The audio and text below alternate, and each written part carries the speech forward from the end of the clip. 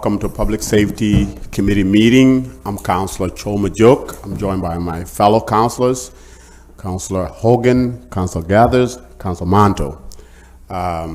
Joined by CRB Administrator Ray Nat Relaford, and then by our CRB President. This is the new board chair. Oh, so you're leaving us, huh? What did we do? Did we make you mad? What happened? It's a 2-year limit. Okay. We're term limited. Well, welcome. Yeah, welcome. And all of those that are watching, welcome. Today, we are here to have a conversation with the CRB, just to share a couple of updates from the administrator, and to also look at a couple of success in terms of the policies and, and places we need to have improvement. And often I always say this, and maybe the member of the public do not know that CRB is actually overseen by the council. I don't think that really get out there. But I want to make sure that we have that conversation today, as in the beginning of the year, so many good things are coming. I'm excited about the year, and it's good to start on the right foot. So Ray, you take it away and let's go into this. All right. First, thank you, councilors, for taking the time out of your day to speak with the CRB about all things CRB, I guess, and what we are trying to do and what we look to do in the future, what's worked and what has not worked.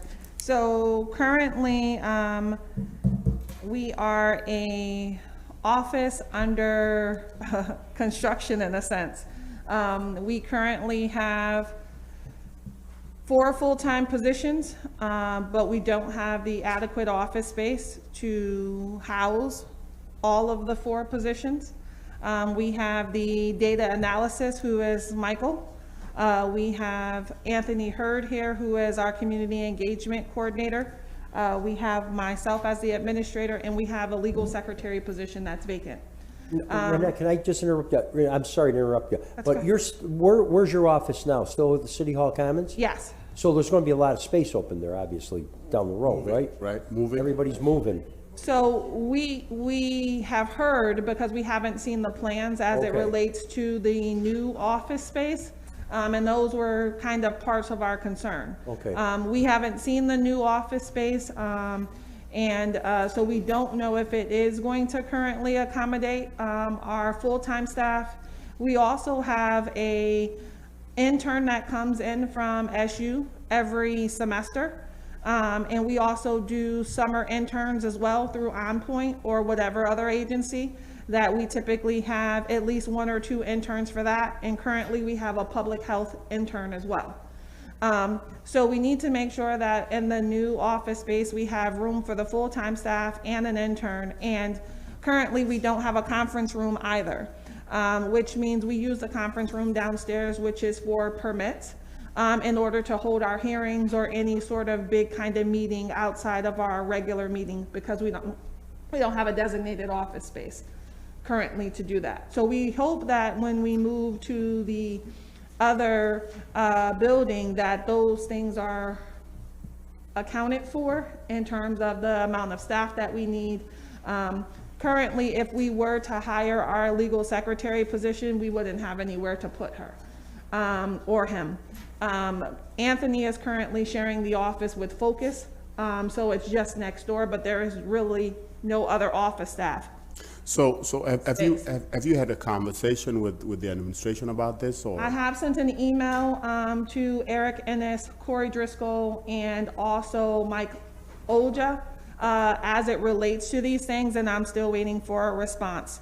As you know, we talked about it last year, and we knew the move was supposed to happen in the first quarter, we thought, and now we know that it's going to be sometime in the second quarter.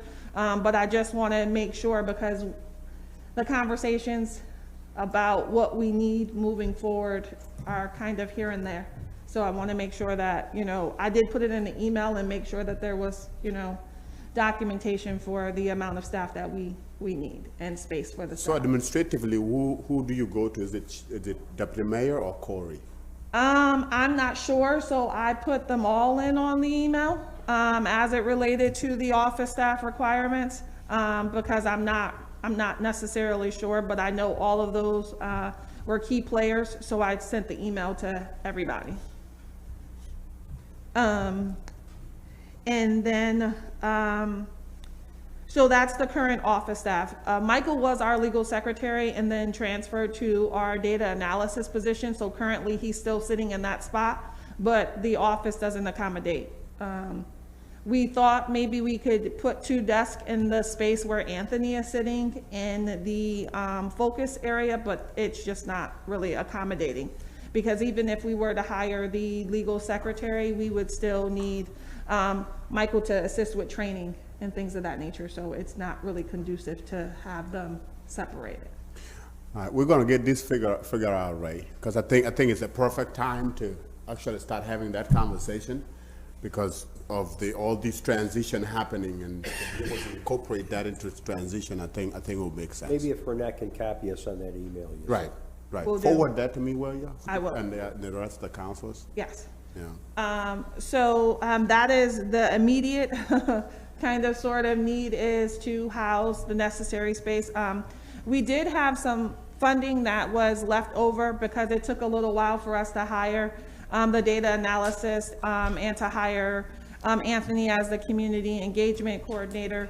So we are able to have a communications fellow, but again, we don't have space to put that particular person at this time either, unless they were going to work on a part-time basis, 20 hours a week, $15 an hour, and we would have to rotate their schedules and in order to accommodate that as well. So we're kind of trying to figure out what's the best way to do it. So I take the position that the council gave you earlier during the year are all filled. Yes, so the data analysis and the community engagement are all filled. Okay. Yes. And you are vacant now with legal. Legal secretary? Secretary, Yes. okay. Yep. And we have, again, the communications fellow, the community engagement fellow that we would like to hire on a part-time basis. Okay. And we were gonna have them share, the desk that we have that is for the interns, is a desk that I kind of found in the basement, of City Hall. And then I had them to kind of rig it so that it would be sturdy. So when we move into the new office space, we have to look at accommodating, the appropriate desk, chairs, and things of that nature for the staff as well. Currently, Michael cannot fit underneath that desk. If we tried to have him sit there, and Anthony's barely working. It only works for college students that are less than 5'7". So, yes. I know the knees problems. So, we have that. We are currently vacant 2 board members in the 4th Common Council District and the at-large Common Council, the at-large position. I know I did speak with one, I spoke with 2 potential people for the 4th Common Council District, and their time commitment was not as such that it would meet the board's needs. And then in the at-large, I was waiting to hear back because that person was going to circle back with the at-large counselors to decide whether or not they were going to come on board. Raynette, does that include, Counselor Allen just appointed one last meeting, does that include? Counselor Allen appointed Denise Welch last meeting for the 4th district. Wasn't aware. Okay, so I think that I gets thought you that to was 1 for and 4th. another, okay, so that would accommodate the 4th then. I wasn't aware. I saw Denise Welch on there, but I thought it was for the, for Okra or something. I don't know. I thought it was for something else. I didn't think it, I'll check with Jimmy Comer, but I think it was CRB. okay, I didn't see that. I Okra thought was it- the Or was Driscolls. the Driscolls? There was one more person on. But there was one more person, and I thought that was for the, something else. I didn't think that it was Yeah. for the CRB. And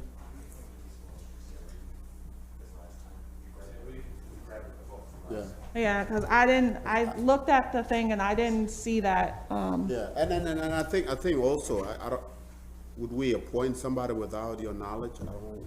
I mean, I'm hoping not, because that kind of puts us in a pickle in terms of when they come on board and they're not aware of the, you know, the commitment. Okay. All right. It kind of puts us in a little bit of a If that pickle. did happen, we'll make sure that it doesn't happen again. Okay. That we appoint somebody without, giving it to you so you can vet them and have a conversation. I do know Denise through the community work, but knowing the people don't often understand the commitment that the CRB entails, which is the reason why we have to start putting more people in the office, because as you know, the board are all volunteers, and some of them work full-time and some of them are retired. And when it comes to scheduling hearings, we have to have the at-large, we have to have a mayoral, and we have to have a district. And when those schedules don't really align with that flexibility, it makes it difficult to hold hearings. We're currently backlogged in scheduling hearings for that very reason, because we have been short. We work, if the officers have been subpoenaed for hearings, we have to work with their counsel and determine what day and time that kind of works, and then we have to work with scheduling, it with the board. Renat, how many meetings do you have, like an average per year? So regular board meetings, we have 12. But then if we have community engagement events, that could happen during the week or it could happen on the weekend. We like the person to at least be able to attend one community engagement event a month. We typically schedule between, at max, 3 hearings in a month. So we want them to be at least available for 1 hearing a month. And then when we get ready to review cases, we review between 5 and 10 cases a month. So when you look at that and they have to review body-worn camera footage, they have to review the ops report, they have to review any other sort of documentation, that's the time commitment that we're talking about. It just kind of depends on how long those cases are and how, savvy of a reader you are, or, if there's additional questions and you need some better understanding, that's the part that takes time. Yeah, And we might consider, Counselor, we might consider a stipend, like much like the Assessment Review Board has a stipend for every meeting. For the board members? Yeah, for the board members, because that is a tremendous amount of yeah. time and effort for board members to go through, so. Yeah, that's have been a concern. That was one of the things that was talked about previously in other portions of legislation related to the CRB, is providing some sort of stipend for the board members, because that is a grave amount of, it is a lot of time. So how we try to accommodate that fact is hiring office staff, which is the reason why in the upcoming budget, we were going to, no. I think we appoint her too. I didn't see her name on any of the last 3. And in the upcoming budget cycle, that's the reason why we were asking for another full-time community engagement person. And also another full-time investigator. Because as you know, we have increased the private investigation budget from 10,000 to 25,000, and that allows him to do more cases. But if he can't investigate a case, that means that I have to investigate a case. And given the fact that when we look at the amount of day-to-day operations we have to do, one, I have to train all the staff that we get. And so when I focus more on one particular area, something else doesn't get done. I pay all the bills throughout the department. We have discovery demands that come in from the law department when there's litigation cases we have to respond to. There is just regular media related requests. There is AG's office request. There is just regular day-to-day stuff. So when the focus is put on, okay, let me assist with regard to community engagement, that's time that's not in the office. If we work on reports, that's time that's taken away from other aspects. So we really do need to look at, the need to have another full-time investigator besides myself in the office because of those needs. Policy analysis is another position that we have been throwing around the table for a period of time. And that is because anytime we make policy and training recommendations as it relates to the police department, that comes from my research. So again, if I'm researching those type of things, and we want to make sure that we make sound recommendations, then that's taking away from another aspect. I will give you a few numbers as it relates to cases processed. So in 2021, as a recap, we were able to process 52 cases, and in 2022, we were able to process 43 cases. We had 42 no hearing letters to go out. And when we do no hearing letters, that's not only to the complainant, but it's to the officers. So depending on how many officers were involved, a case could have about 20 letters going out, or a case could have, it just kind of depends. We had 8 hearings in 2021, and we had 3 hearings in 2022. The reason why we were able to hold so many hearings in 2021 was because we were able to do them virtually. We're trying to schedule hearings in person now, and that has become a issue because, we know the pandemic is still sort of here and sort of not here, or, depending on that, but it's been difficult to make sure that we can get everybody in the room. What's the aspiration for the number of hearing that for you? Like what number is that? Because when I look at 5 and 3 in different years, what do you set that ideally if all were okay and good? Well, yeah, ideally 0 hearings. Okay. And that is because we want to have we want the public to file complaints with the Citizens Review Board, but we would love for it to be a time in which there are no complaints against the police department. And that everybody is happy with the things that are going on, but that's not currently here. So a hearing occurs. What I'm saying is, like, if with all these cases, Yep.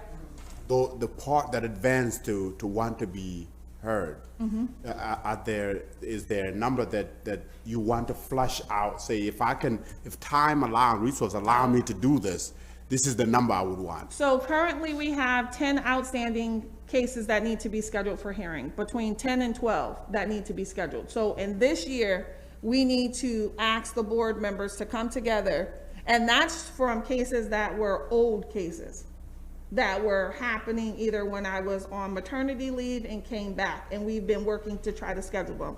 So this year probably will be a high hearing number because we have 12 off the bat to schedule. So cases that go to hearing, if we want to talk about that, the cases that go to hearing are typically cases in which we still have questions. So we received the body-worn camera footage, we've received the police reports, we've received everything from the Office of Professional Standards, but yet we have questions. So we send the case to a hearing in hopes that these questions are going to get answered.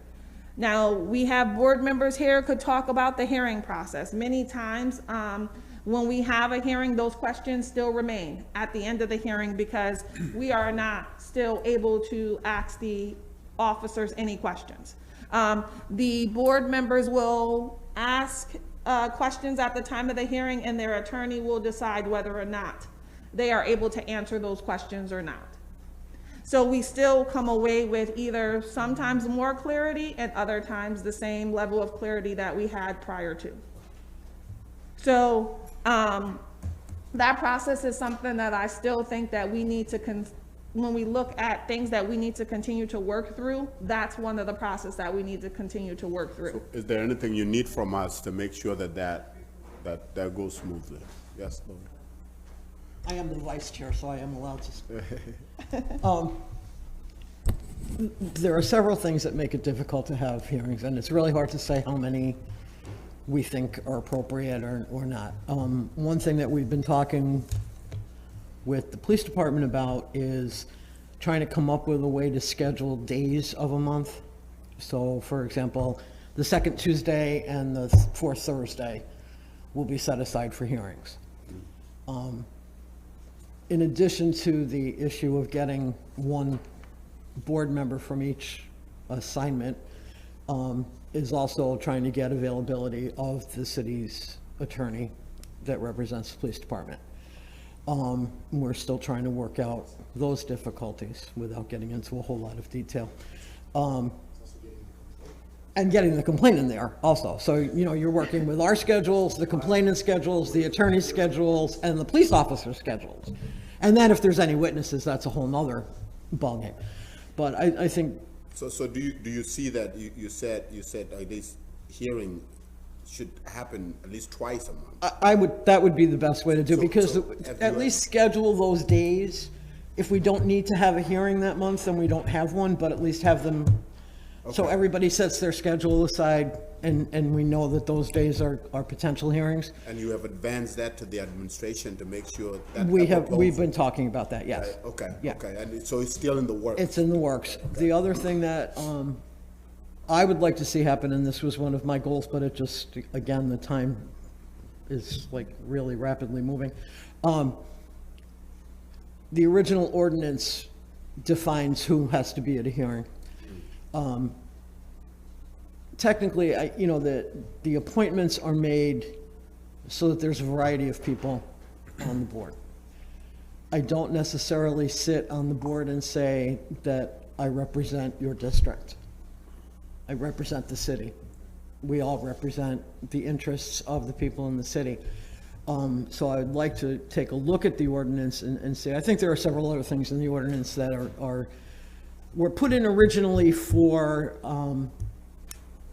blueprint that don't necessarily have to continue to apply. And Can we see those recommendations then? yes, for sure. Can we see them, and maybe we can, look at them? At least the most important one to me is that three people are at the hearing. It shouldn't have to be a mayoral appointee, an at-large appointee, and a district appointee. It would make it a lot easier for us to hold hearings if we didn't have to do that. Like, Richard and I are both retired, but we're both district appointees, so we can't do the same hearing. Oh, wow. That's- And that really makes it difficult. Yeah. So those are the So if things we that. need to amend the ordinance, we Right. just amend Right, the ordinance. yeah. I mean, especially, I mean, that happens a lot of times, is that ordinance, you know, what, the needs of what we try to address in the original ordinance change. So, you know, Yeah, that's something we've been So put flexible those in the in, past. forward Okay. to us, and All we'll right. look at the legislation as well, and maybe that's Sounds good. in our to-do list for 2023. I want to make sure that I gave you 15 hearings in the year of 2021. So that was our biggest year because we were able to do them virtually and kind of knock them out. And people felt a lot more comfortable. And the complainants were able to do that virtually as well. But when we work with the attorney, they want to hold all the hearings in person. And so that is going to be, that depends on people's comfort level in terms of what's currently going on, Which attorney was that? Was that our attorney or was it? No, the police department, so anytime that a officer is subpoenaed, they are assigned an attorney. And that attorney represents each individual officer, and that attorney currently is Melissa Swartz. And so, It's outside. yes, it's outside. Yep, so that is who. She requests to hold them in person. So For then. Any particular reason? I mean, I believe that they think just like any sort of court proceeding, usually you are able to be face to face with your so-called accuser, and sit in the same room with them. But the court had proceedings virtually during the pandemic, so I don't, you know what I mean? You're still in the room and you're still able to see people, so we have advised that if the board is only able to hold a hearing virtually, then the board's gonna hold a hearing virtually, and they will appear. Well, she's just sick of Zoom. You know what I mean? So we have advised that we are the party that decides whether it's gonna be virtual or in person. We do try to accommodate, but if the board panel says, we want it to be virtually, then we're gonna hold it virtually. And by subpoena, they're gonna have to just attend. And so the subpoena that we utilize has virtual or in person, so we move forward in that way. Any follow-up question on that note? So, I would like to tell you that because you gave the funds to Freeland Investigation Services, they were able to investigate 20 cases for us in 2021, which is up significantly from when we only had a budget of 10,000. So I just wanted to echo that did help while we were out. And in 2022, they were able to investigate 17 cases while I was out. So I just want to put that out there. No, I can't remember. Was that a bid contract? Did we bid that out? We did. We did, So okay. we did have we did look at 3 investigative agencies. And that's an MWBE? Yes. Okay. Yep, and Freeland Investigation Services was the lowest in terms of it, and also because there was some concerns as to whether or not we hired a private investigator that would understand policing, or would they just be a private investigator? And so then, that's where Freeland Investigation Services works out for us, because the head of it is an ex-Syracuse Police Department officer, and also one of the members that he has on the team is an ex-sheriff or something of that nature. So they have policing in their realm, so that then it makes it a little bit easier to kind of have people understand that they do know the day-to-day, works. And just to clarify, when you say investigate, they open and close the cases, or? So what happens is when Freeland investigates a case, they then make a recommendation to the board, just like I do. The board then reviews that recommendation by them and decides whether or not they agree or disagree with them. If, they will recommend either that they need more information, and that's why we would go to a hearing, or they would recommend that there was, not enough information, and the board goes from there. So the board is still gonna make the final decision on the case, not just Freeland. Plus, we look at everything that they see, in the investigation. We get the body worn camera footage, the police reports, and all that stuff to review. There's enough. There's some that are open-ended. He doesn't open or close any one of them.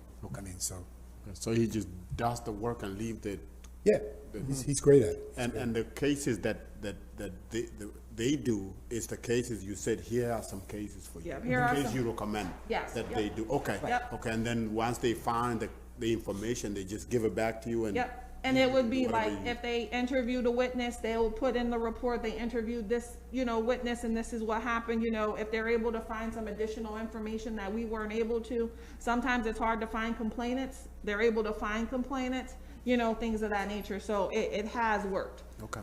In terms of helping us out a lot, and especially when I was out of the office. And they do make a recommendation, whether it, they'll say, based on our investigation, we recommend that this case be closed, or we recommend this case go to a hearing, and then we just go from Okay, there. and then you judge that, okay. So far, how many cases do we have, Ray? So currently, we are in 2023, we have less than 10 cases, But it's 7. January. It's January, and we have 7 cases already. Ooh, that's not good. So, again, we used to average 100 cases a year, and now we are around 50 to 70 a year, which I just think that, again, it's because we need to do more community engagement work to remind people that we still exist. Because we used to have people, the majority of our complaints came from people just coming in off the street. I think we did have a lot of complaints that came from the Justice Center. I have not been over to the Justice Center since the pandemic, but we did receive a lot of complaints that way as well. And I think it's just continuing to get the word out that we are here. The communication between the Office of Professional Standards and the CRB, working with Lieutenant Izzo, has been good. She responds frequently. I have questions. We have created a different relationship in terms of how we talk about particular cases. She will, follow up with me. We do have cases in which I have to go back to them and ask for particular documents that were not included. We've got a hairy situation going on a little bit right now, but we're going to work through that one in terms of certain stuff. But we have created a checklist as it goes to, if they have body worn camera footage, it's coming over. If it's cops cameras, it's coming over. And if they withhold something, they have to tell me why they're withholding it. And that's the hairy situation right now, is they are withholding a police report on a particular case, and I don't understand why, because we need it in order to do a proper investigation. And I want to say that contrary to what people may believe, we do intend to do an independent investigation. Although we get the Office of Professional Standards report, we are still looking at their report to see whether or not they spoke to witnesses, to see whether or not they obtained additional information. We are doing an independent investigation, although we require in our legislation not to complete an investigation until getting their report. And we have to, because if they don't give us the report, we're not going to get the body-worn camera. We're not going to get the now recorded interviews of the officers or the statements by, you know what I mean, the 10-1s for the report. So we have to rely on them. So, you know, I'll have to put that out there, that we have to rely on them to give us everything that they received. And in order for us to be objective and see and, you know, attempt to see it the same way that they see it, we have to get all the information. Other questions, councilors? So going back to the question of office space, so you said, so 4 plus your office, that's 5, right? Plus the interns. No, four is just me, and it would be a total of 6. 6, okay. If you That's talk- that was yeah. that's what where I was going. So what we would need in a new office space, I did make a list. So we would need 6 to 7 new desks because of I'm not sure what the office is looking, you know, what the space is looking like.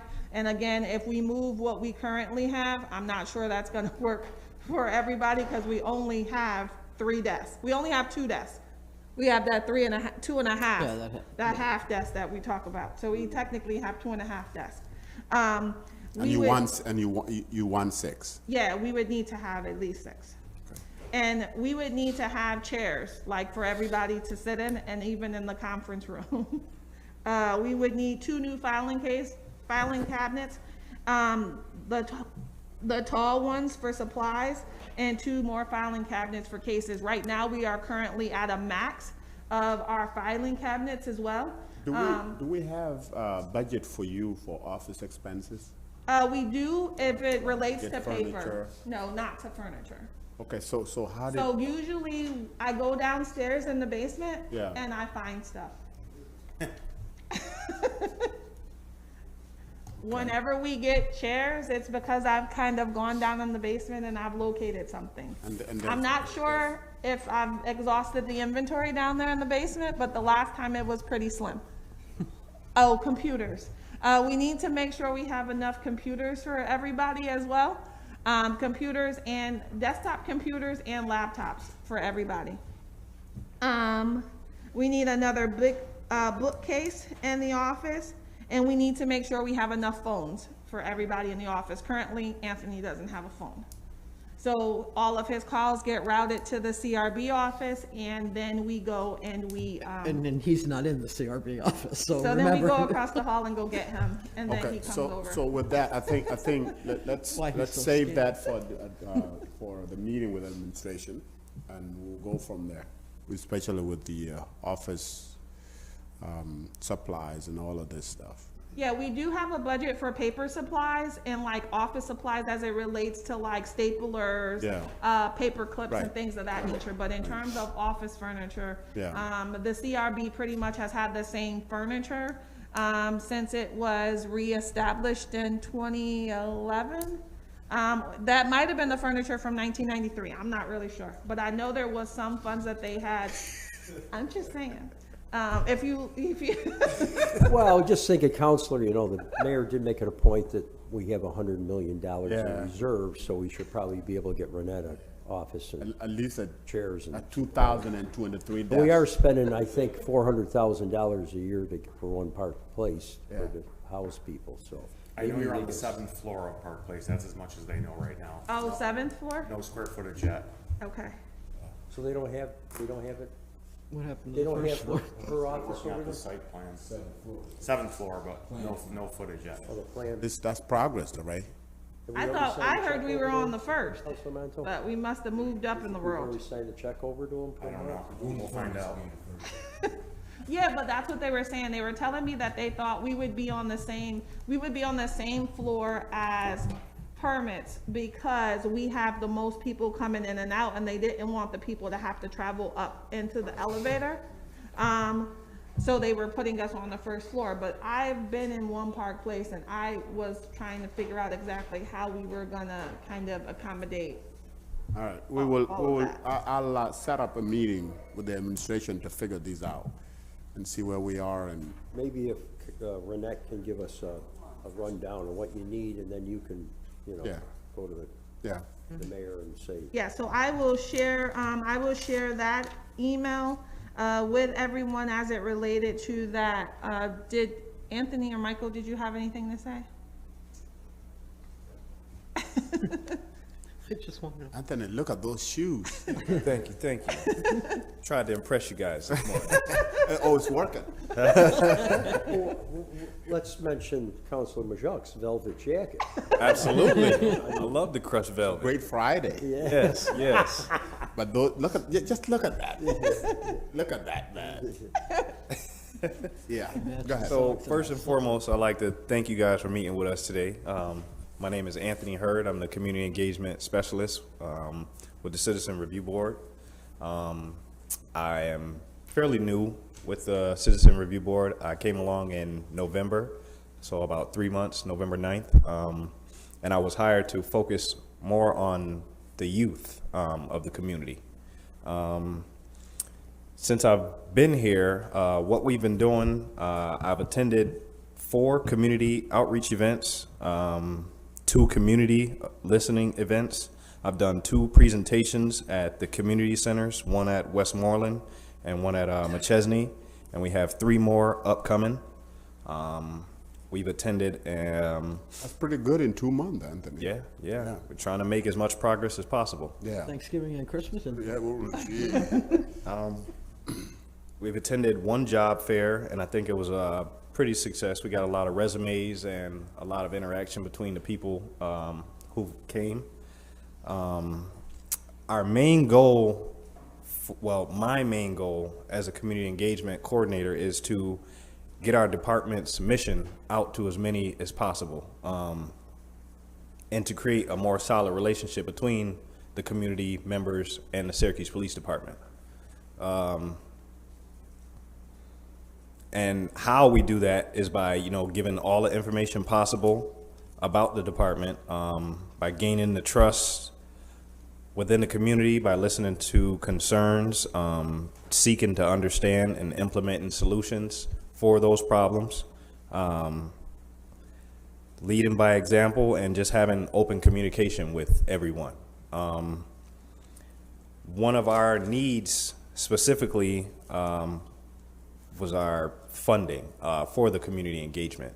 I believe when we go out to share information about the department to everyone, I think we should be able to, give some takeaways to the guys, some cool promotional materials, as well as I have a couple things over here.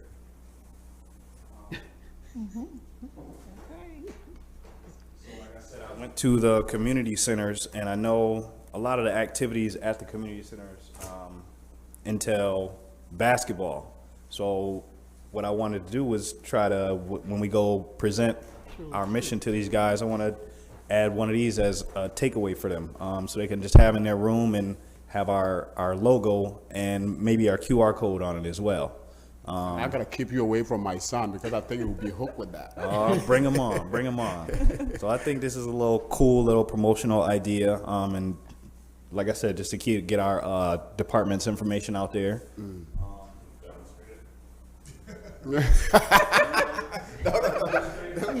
he's a soccer player. I'm a soccer player, man. Don't get people laughing at me, I throw it on your face rather than in. Practice makes perfect. And then I thought about these beanies, to have the CRB printed on these, because when they see me, I want everyone to see our department as well. I also took these from the Syracuse City School District. These are little soap packets. So if you don't have hand sanitizer on you or anything of that nature, these little sheets. You put a little sheet on your hand, run it underwater, and it's soap. I think that's really cool. I think it's very useful. And I think it could be another way to have, get our information out there, to put our QR code and our logo on here. And you need money to do that, obviously. This is why we're trying to propose to you guys, we need adequate funding. What has it been, Ray, in terms of $200 $200? for the year.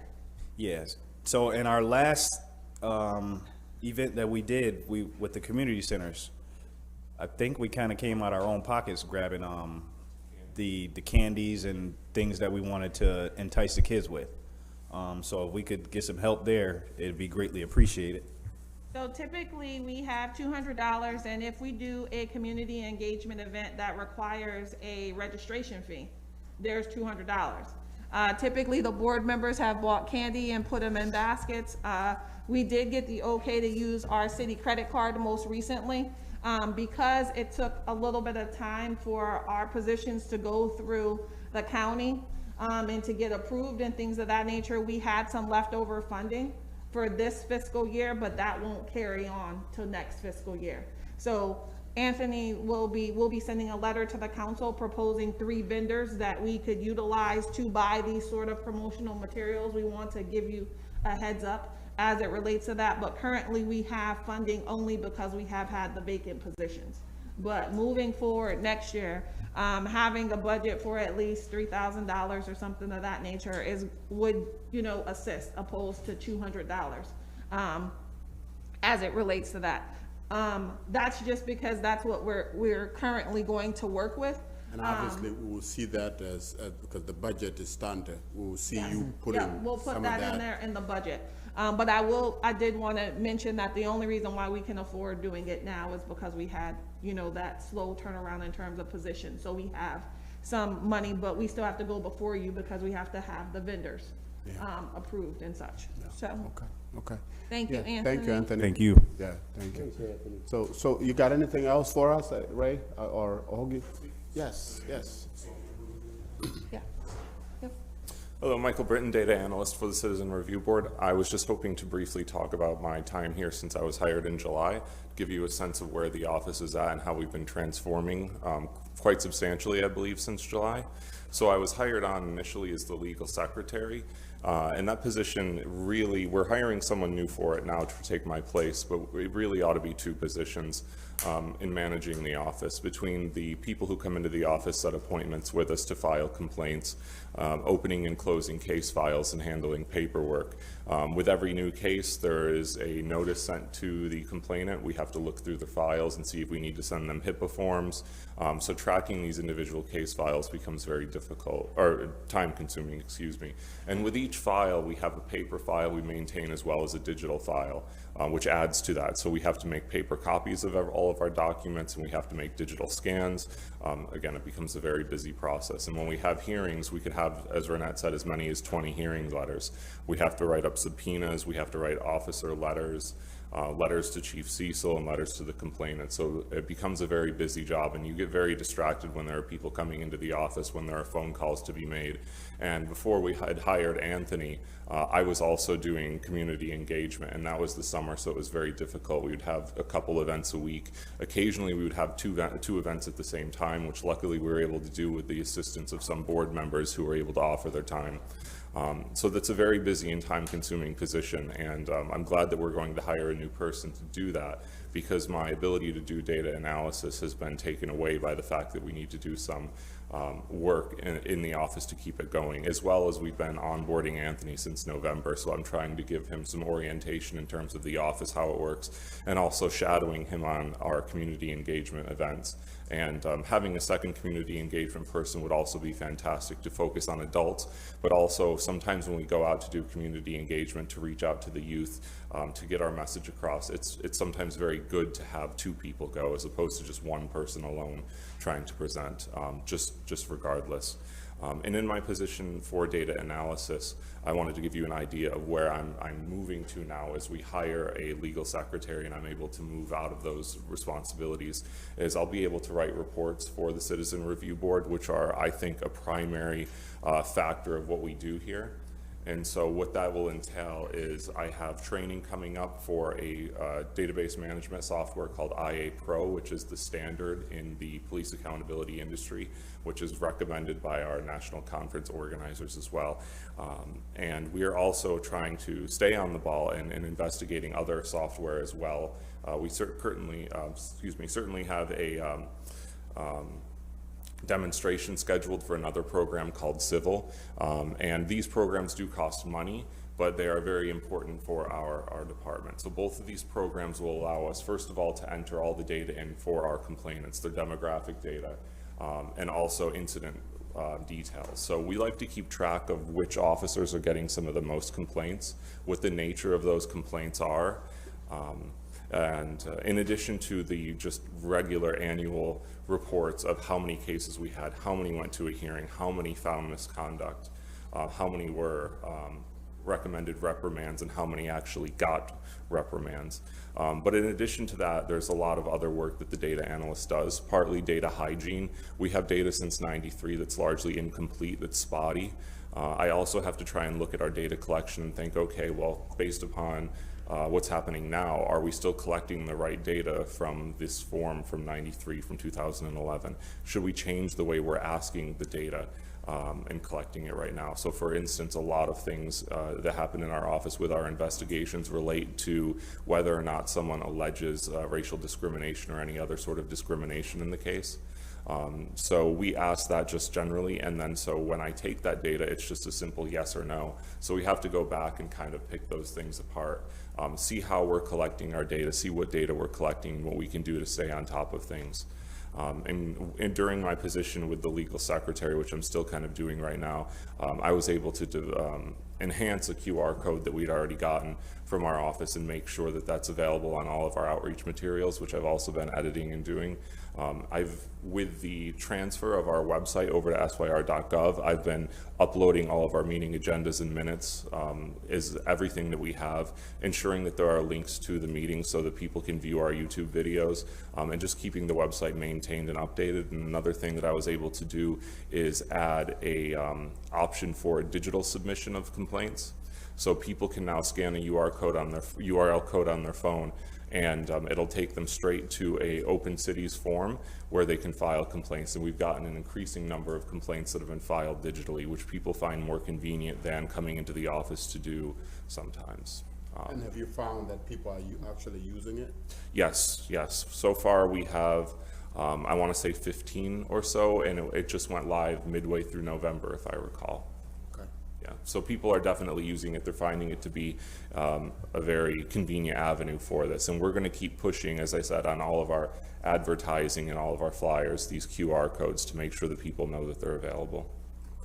Okay. Thank you for letting me share my, my experience so far. Thank you.